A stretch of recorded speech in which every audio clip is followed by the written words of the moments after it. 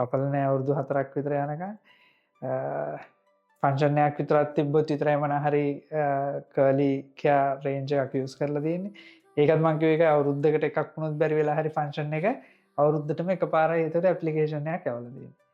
Curl එක මට එන්හෑන්ස් කරලා හදලා ගන්න ඕනේ. රයිට් දැනට මොනවද දාන්නේ කර්ල් එකට? සෙට් වෙන්න ගානවා live on conditioner එකක් දානවා. මොකද්ද බ්‍රෑන්ඩ් එක? ඒක ඩේලි දාන්නේ නැහැ හැබැයි නේ. නිතරම දාන්නේ නැහැ ඉඳලා හිටලා දාන්නේ. පාටියක් වගේ තිබ්බොත් දාන්න. ඒ වගේ. බැරි වෙලා හරි මාස දෙක තුනකටම පාටි එකක් නැති වුණොත් මාස දෙක තුනකටම ගන්න නැහැ. නේ? අවුරුද්දකට එකපාරයි නම් අවුරුද්දකට එකපාරයි ගන්න. රයිට්. එහෙම කර්ල් එක මේන්ටේන් කරන්න බෑ. හරි? පළවෙනි එක කියන්න ඕනේ කර්ල් හෙයාර් වල තියෙන ඩිහයිඩ්‍රේටින් ලෙවල් එක බලද්දි ඔයාගේ කැවිල්ලා ඉච්චර දුරට ඩිහයිඩ්‍රේට් වෙලා නැහැ. ඔයාලට පේනවනේ මේ හරියේ ෆ්‍රිසිනස් එකක් තියෙනවා. මේ ඇවිල්ලා තියෙන ඩ්‍රයිනස් එකක්. මේ ටික තමයි මැනේජ් කරගන්න අමාරු. ඒක තමයි. ඒ ටිකේ මේ ගොඩක් ඩ්‍රයිනස් එකක් ගිහිල්ලා තියෙනවා මම අවුරුදු 3-4කට කලින්. හරි. ඒකේ අර කොට වුණේ. ඒතර ඒක තමයි ඔයා අවුරුදු සාමාන්‍ය අවුරුදු 3කට 4ක් යනකම් එයා කට් එකකුත් දාලා නැහැ. ඔක සාමාන්‍ය අපේ අය මේ විශේෂයෙන් ලංකාවේ අය කරන වැරදි ටික තමයි කර්ල් හෙයාර් නිසා කපන්නේ නැහැ, කොණ්ඩේ වැවෙන්නේ නැහැ කියලා බයට. ඒ වගේ ෆන්ක්ෂන් එකක් මොකක් හරි තිබ්බොත් කර්ල් සෙට් කරන්න මොන හරි දානවා. නැත්තම් ඒ කිසිම දෙයක් කරන්නේ නැහැ. හරිද?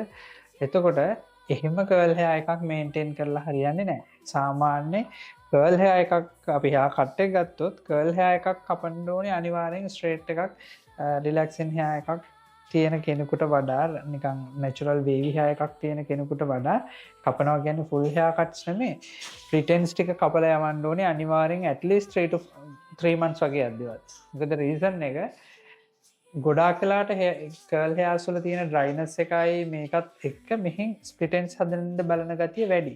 ඒතර ඒක අපි කපලා අයින් කරපුවාම තමයි හෙයාර් එකේ අර බ්‍රේකේජස් අඩු වෙලා ඩ්‍රයිනස් එක අඩු වෙන්න සපෝට් කරන්නේ.